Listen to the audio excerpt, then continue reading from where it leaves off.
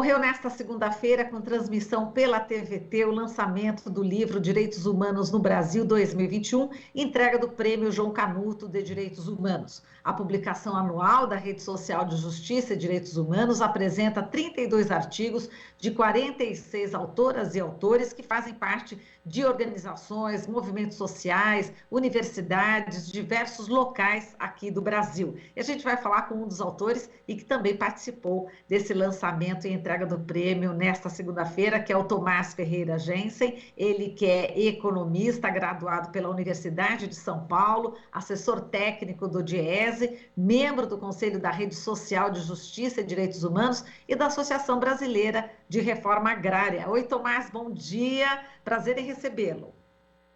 Bom dia, Maria.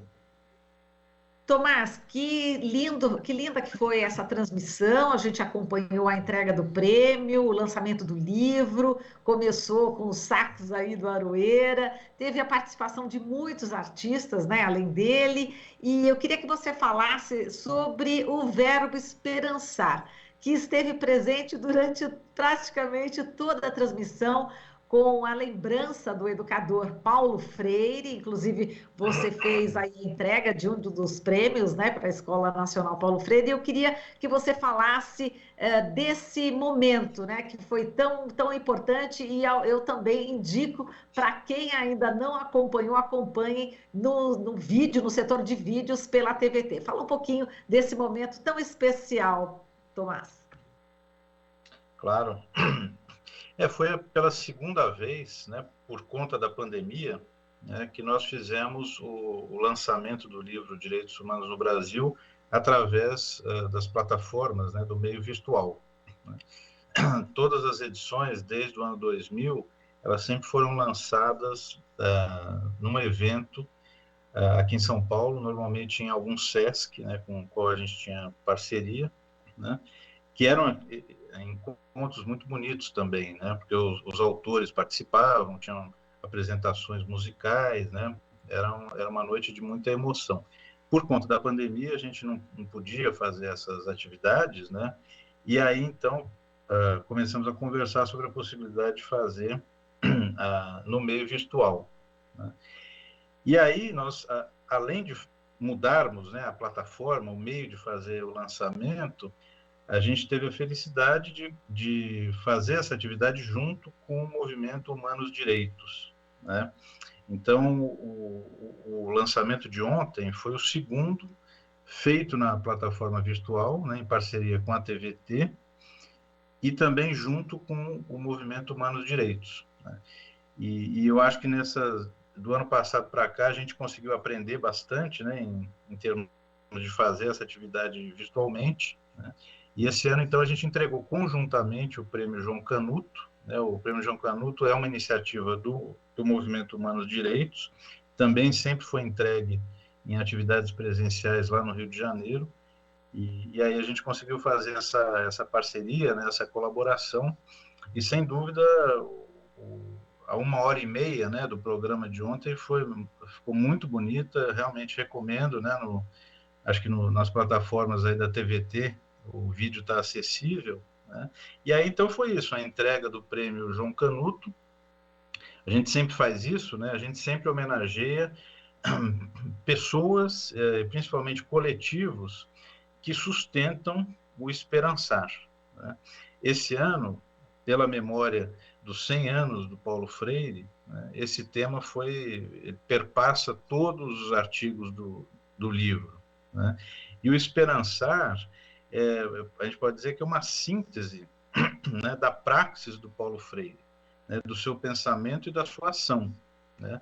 Na verdade, da sua ação e da sua reflexão sobre essa ação, né, que essa é a praxis da educação popular freiriana, né? E o esperançar é exatamente isso, você apostar tudo, né, no diálogo e na organização popular, né?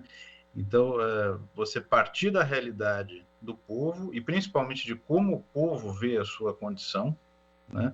E aí nós estamos falando dos ribeirinhos do Pantanal, nós estamos falando dos operários do ABC, nós estamos falando dos trabalhadores do setor público, né? Enfim, do sem terra, né? Esse é o povo, né, como ele se enxerga no mundo, como ele vê a sua situação, né, e como nós, né, no movimento social, movimento sindical, podemos, em diálogo com essa realidade, né, pensar o inédito viável, né, ou seja, a superação dessa situação, que é uma situação de opressão para todos nós, né? O Brasil um país em que a gente pode dizer que todos nós vivemos uma condição de opressão, à exceção de uma diminuta elite, né? Portanto, todo mundo está junto nesse processo de uma realidade que precisa ser superada, precisa ser melhorada, e nós temos o dever, né, de construir esse inédito viável. Esse movimento é o Esperançar, né, e foi a isso que a gente celebrou ontem. Estava até anotando aqui, o inédito viável, isso aí é perfeito. Tomás, e eu queria que você falasse sobre a Escola Nacional Paulo Freire. Você acabou entregando, né, o prêmio justamente para essa escola, falar da importância dela. A gente vai pensar aqui alguns homenageados e também vamos falar do artigo que você também escreveu. Mas vamos começar aqui com a Escola Nacional Paulo Freire. A Escola Nacional Paulo Freire, ela, enfim, me tocou, né, fazer essa homenagem justamente porque eu acompanho desde o início, né? Ela surgiu em 2019 por um inédito viável, né, uma feliz aproximação entre o Movimento dos Trabalhadores Rurais Sem Terra e a Ordem dos Dominicanos, né? Todo mundo conhece o Frei Beto, né? O Frei Beto pertence à Ordem dos Dominicanos, né? E essa aproximação entre os dominicanos e o MST, né, levou a essa conversa sobre como utilizar um espaço que estava sem uso, que os dominicanos mantêm já há mais de 50 anos ali na região do Ipiranga, né?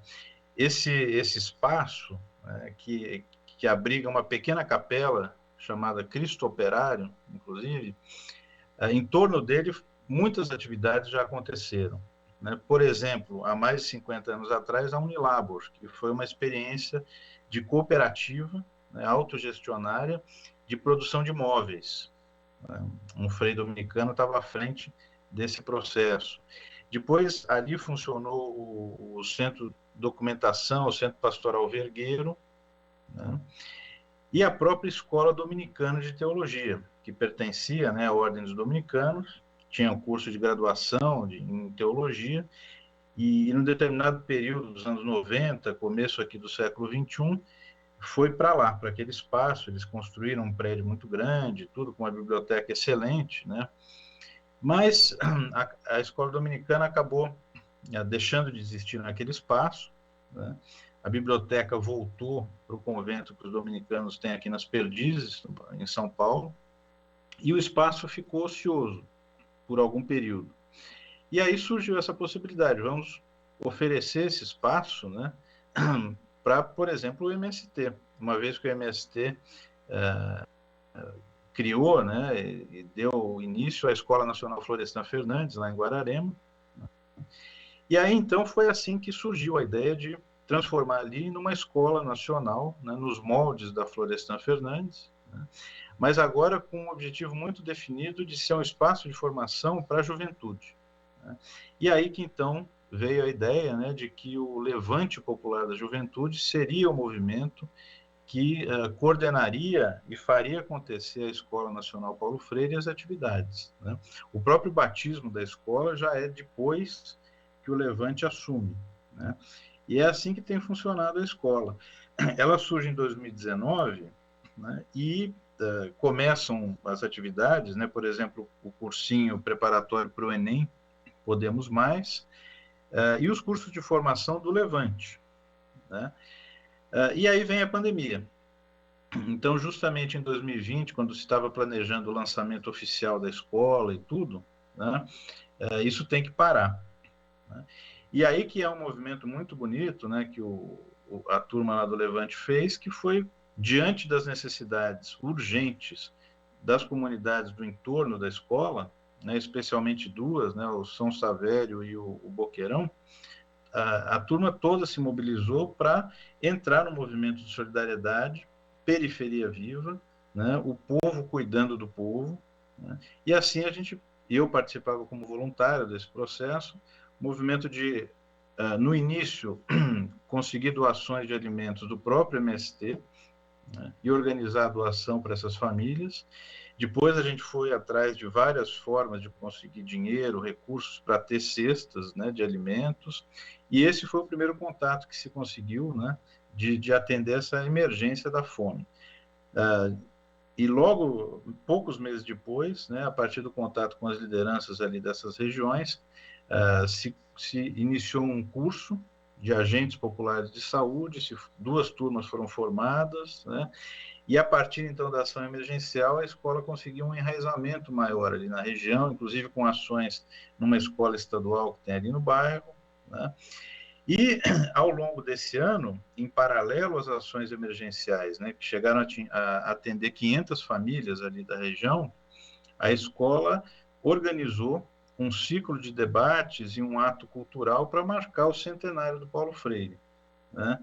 E então a escola está caminhando agora, né? Vamos ver, à medida que as atividades presenciais forem sendo retomadas, aí as atividades da escola presencialmente podem ser retomadas, né?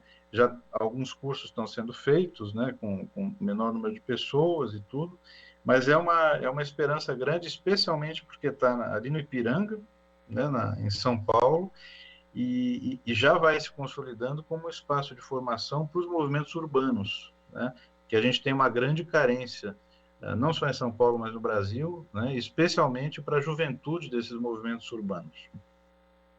Agora, Tomás, bom, também foram homenageados, né? Rumba Gabriel, lá do Jacarezinho, do Rio de Janeiro, o Cretan Kaigang, né? Do Levante pela Terra, ele lembrou exatamente sobre aquele junho, né? Marcado pela presença de muitos indígenas, né? De várias tribos brasileiras ali em Brasília, o MST, a Margarete Dalcomo também, né? Ela que teve uma participação bastante atuante e está ainda, né? Bastante atuante em relação à pandemia do coronavírus, a rede de comunidades tradicionais pantaneiras, lembrando aí os incêndios, né, no Pantanal e a seca extrema também, o padre Ricardo Rezende também falando sobre trabalho infantil e premiando aí o Kailash Satyarthi, né, o Nobel da Paz. Enfim, foram vários homenageados. E em relação ao livro, ô Tomás, você escreveu o livro, você escreveu o artigo Ação Sindical no Setor Público Brasileiro. Queria que você falasse um pouquinho a respeito desse artigo que compõe aí também, enfim, que é parte desse livro dos direitos humanos no Brasil de 2021. Eu pude escrever 2 artigos, eu vou só mencionar o outro também, porque para nós na rede teve um sentido de homenagem bem importante. Junto com o Gelson Oliveira, um filósofo que é professor lá na PUC do Paraná, nós escrevemos um artigo em memória e homenagem ao Frei João Scherrer, que é parte da Ordem dos Dominicanos, né, que foi mais uma das 615 mil vítimas da Covid. Né, ele faleceu ano passado, esse ano, né, e ele era membro também da rede social, né, ao longo de toda essa caminhada. Ele é nascido em Malta e veio ao Brasil nos anos 70 e se engajou em todas as principais lutas que a gente teve aqui no Brasil, desde das grandes greves do ABC até agora, né? E ele foi um dos grandes entusiastas da Escola Nacional Paulo Freire. Por isso, junto com o Gelson, a gente fez esse artigo, né, de homenagem, de lembrar que ele é um símbolo do esperançar também, né? E o outro texto, né, decorre mais da minha atividade profissional no DIEESE, é uma reflexão sobre a ação dos sindicatos representando os trabalhadores do setor público, né? Nós sabemos que, desde o governo Temer, né, e muito especificamente agora no governo Bolsonaro e no governo Dória, aqui em São Paulo, né, os servidores públicos são o alvo preferencial de ataque, né? Então, o artigo foi escrito a partir da proposta da chamada PEC 32, né, que está tramitando no Congresso Nacional e que é mal chamada de reforma administrativa, né? Na verdade, o que se quer ali né, ampliar as formas de contratação de temporários para atuarem no setor público, né, enfim, uma série de questões, né, que o artigo aborda, que de fato vão enfraquecendo o papel do Estado em áreas como saúde e como educação, né, que são, digamos, bastante essenciais. E, evidentemente, que isso tem um rebatimento sobre a organização sindical dos trabalhadores, né? E, a partir da PEC 32, outras iniciativas em estados e municípios têm acontecido, nessa mesma lógica, né? O próprio governo Dória apresentou, e infelizmente conseguiu aprovar, à custa de muito dinheiro pago aos deputados estaduais, um projeto de lei complementar, né, que antecipava aspectos da reforma da PEC 32 aqui no Estado, né? O PLC 26 foi aprovado agora recentemente e também, no mesmo sentido, amplia a possibilidade de contratação de temporários, inclusive para cobrir trabalhadores que estejam exercendo o direito de greve, por exemplo, né? E amplia as formas de remuneração variável, né, instituindo bonificação por resultado, enfim, é a lógica da flexibilização incorporada, né, tentando ser incorporada no setor público. Evidentemente que isso abre brechas para privatizações que a gente ainda nem pode imaginar, né, mas que seriam cada vez maiores na educação pública, na saúde pública, né? Então, a ideia do artigo foi chamar atenção para isso, comparar com algumas reformas administrativas feitas em outros países na Europa, por exemplo, né? E principalmente dialogar com o movimento sindical sobre formas de resistência, né, e de preparação para que esses tipos de iniciativas, mesmo que aprovadas, né, porque a gente sabe que o executivo tem orçamentos secretos, né, que o movimento sindical consiga resistir e reverter no momento em que a gente conseguir, por exemplo, voltar, né, a dirigir o país ou conquistar o governo do Estado. Perfeito. E lógico que nesse livro Direitos Humanos do Brasil 2021, a pandemia está sendo aí abordada sob diversos aspectos, né? Só para a gente terminar, a gente tem alguns segundinhos aqui, Tomás. A abordagem que a gente fez da pandemia, esse ano, né, o ano passado a abordagem foi mostrar a tragédia, né, não do vírus, né, mas do que isso causou no Brasil. Então, aqui no Brasil não é uma pandemia, é uma sindemia. É um vírus que potencializa as nossas desigualdades sociais e a tragédia é aumentada por conta da situação de desigualdade, né, de miséria que a gente vive. Esse ano, a pandemia foi muito aguda no primeiro semestre, né, tem decaído os seus efeitos mais mortais por conta da vacinação, mas a nossa abordagem foi prioritariamente no esperançar, né, no sentido de o povo se ajudou, né, se mobilizou uma rede solidária no país inteiro, a partir das organizações populares, né, dos sindicatos, dos movimentos sociais, e isso foi fundamental para diminuir, né, tentar diminuir um pouco essa tragédia da fome. Por isso, a homenagem ao MST, à Escola Paulo Freire, são iniciativas que se engajaram nesse movimento de solidariedade, né? Esse é o esperançar que a gente pode tirar dessa grande tragédia que a gente ainda vive. Tá certo. Então, Tomás, lembrando que o livro Direitos Humanos no Brasil 2021 já pode ser baixado em PDF, está no www.social.org.br. Estou vendo aqui, já li uma parte desse livro, muito, muito realmente interessante, é um livro de resistência. Tomás, muitíssimo obrigada, um forte abraço para você e até a próxima. Obrigado, um abraço. Falamos aqui com o Tomás Ferreira Jensen, ele que é economista pela USP, técnico do DIEESE, também membro do Conselho da Rede Social de Justiça e Direitos Humanos e da Associação Brasileira de Reforma Agrária. Você está ouvindo Jornal Brasil Atual. As notícias que os outros não dão.